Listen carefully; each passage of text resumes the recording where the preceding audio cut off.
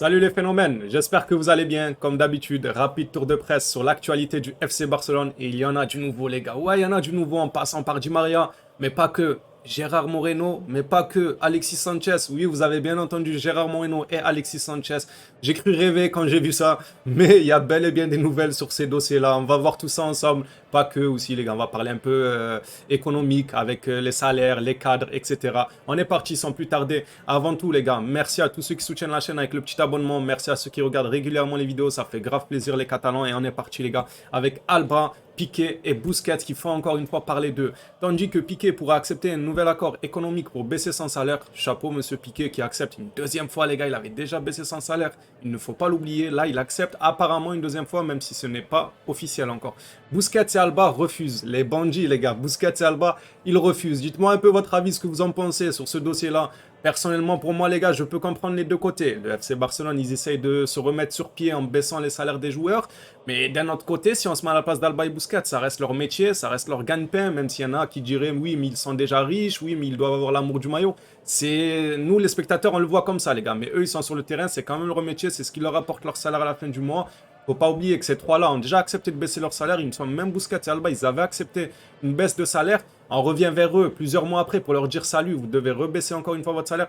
On peut comprendre, si on se met à leur place, on peut comprendre que c'est un peu... Ils se foutent un peu de leur gueule, entre guillemets, les gars. Nous, on va travailler dans une société, le patron, il va venir, il va te dire salut, salut mec, tu peux baisser ton salaire, je vais couler. Alors, si t'es sympa et que t'aimes bien l'entreprise, t'aimes bien le patron, tu vas dire oui, pourquoi pas, allez, je fais un petit effort pendant un moment. Tu vas baisser. Si le patron, il vient des mois après, pas pour t'annoncer une bonne nouvelle et te dire que ça y est, ton salaire réaugmente. Non, il te dit baisse encore ton salaire. Comment tu vas réagir?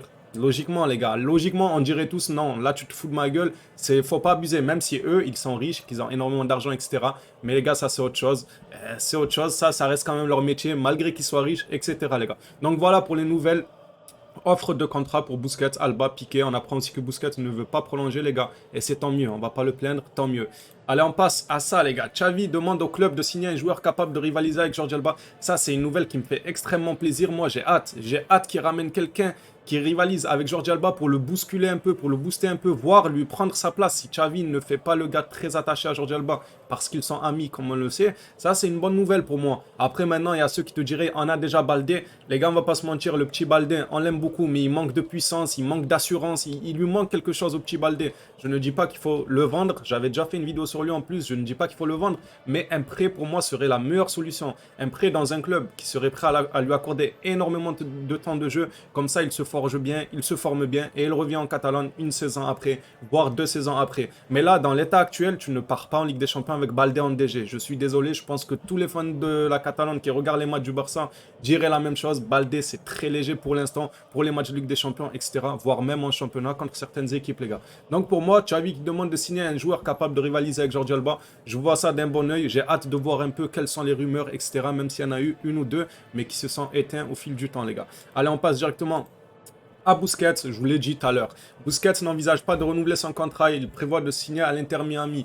Bon vent Busquets, franchement, on l'aura quand même beaucoup aimé, faut pas oublier ce qu'il a fait les gars. Certes, il a entaché un peu son image en fin de carrière, parce qu'il faisait un bon match sur deux, un bon match sur trois, on lui tombait beaucoup dessus, il voulait pas laisser un peu sa place, etc.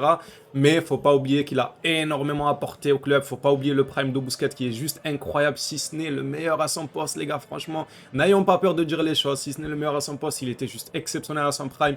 Malheureusement, comme j'ai dit, il a entaché un peu la fin de carrière avec le Barça qui a un peu régressé. Mais voilà, il ne souhaite pas renouveler son contrat pour le bonheur des Catalans, les gars. Personnellement, tant mieux. Va à l'Inter Miami, va à l'Inter Milan. Ça m'étonnerait que l'Inter Milan le veuille. Mais l'Inter Miami aux USA, vas-y, ils vont te proposer un gros contrat. Toi qui ne veux pas faire d'efforts une deuxième fois pour ton salaire, l'Inter Miami te proposera un très bon contrat pour avoir une retraite bien dorée comme il veut apparemment, les gars. Voilà, mais en tout cas, nous, on va pas se plaindre. C'est une bonne chose. Peut-être que justement, cette saison-là qui va rester, il sera dans la rotation avec Frankie de Jong. Peut-être que Xavi instaurera Frankie de Jong parce qu'il va se dire que Busquets, s'il ne part pas de Jong, bien évidemment, parce qu'il va se dire que Busquets va partir en 2023. Donc, vaut mieux commencer à mettre de Jong dès maintenant en 6 ou dans un double pivot avec Kessié, etc. On verra si ça fait réagir Xavi cette nouvelle ou pas. Les gars, je vous ai dit tout à l'heure, je vous l'ai dit, Alexis Sanchez veut revenir à Barcelone. Son retour sera compliqué. C'est Sport, le journal Sport qui sort cette info. Et franchement, son retour sera compliqué. Moi, ça me fait plaisir. Je ne veux pas d'un retour d'Alexis Sanchez. Dites-moi vous dans les commentaires. J'aimais beaucoup ce joueur d'ailleurs. J'aimais bien ce joueur. Mais là, en l'état actuel, les gars, je ne veux absolument pas d'Alexis Sanchez. Autant Di Maria, je dis qu'il peut apporter. Di Maria, c'est quelqu'un, etc. Il peut vraiment apporter, qui arriverait libre. Mais Alexis Sanchez, c'est une nouvelle qui me déplaît énormément. Je n'ai pas du tout envie de voir son retour. Après, s'il revient et qu'il performe ou qu'il est dans la rotation et qu'il rentre, qu'il fait de bons matchs, ça sera tant mieux. Je serai content, les gars. Bien évidemment, je vais me dire, ah bah tiens, il m'a contredit. Moi qui croyais pas en lui, il m'a contredit.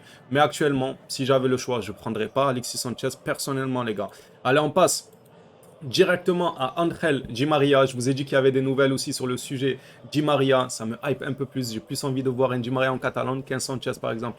Allez, on est parti, les gars. Di Maria n'a pas d'accord avec la Juventus. C'est Fabrizio Romano qui sort l'info. Et souvent, quand c'est Fabrizio Romano, c'est des infos très, très sûres en général, les gars. Il veut un contrat d'1 an. Je vous l'avais déjà dit dans la vidéo précédente. Xavi l'a déjà appelé pour discuter des conditions d'une éventuelle offre de Barcelone. On apprend que Xavi l'a déjà appelé, les gars.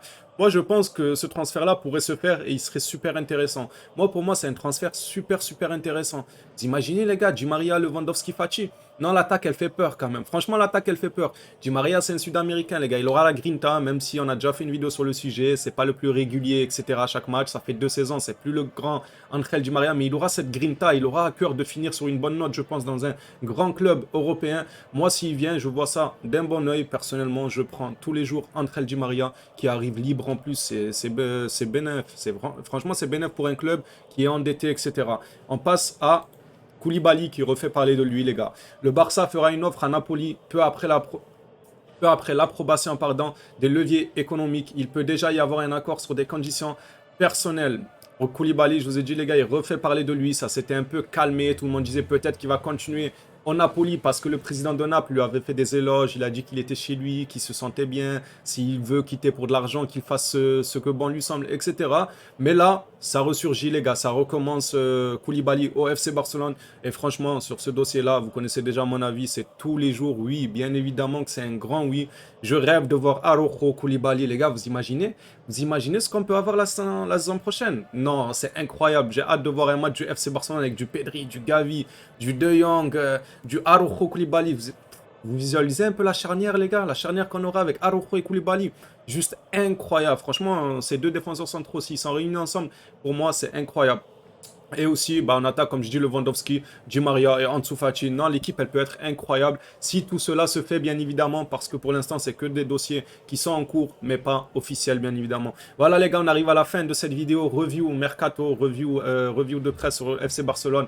Merci à tous ceux qui ont suivi de la vidéo jusque-là. Merci à tous ceux qui s'abonnent. Et on se dit à la prochaine vidéo Mercato sur le FC Barcelone. Abonne-toi si tu veux rester, suivre l'actualité du FC Barcelone. Merci à tous les phénomènes et prenez soin de vous.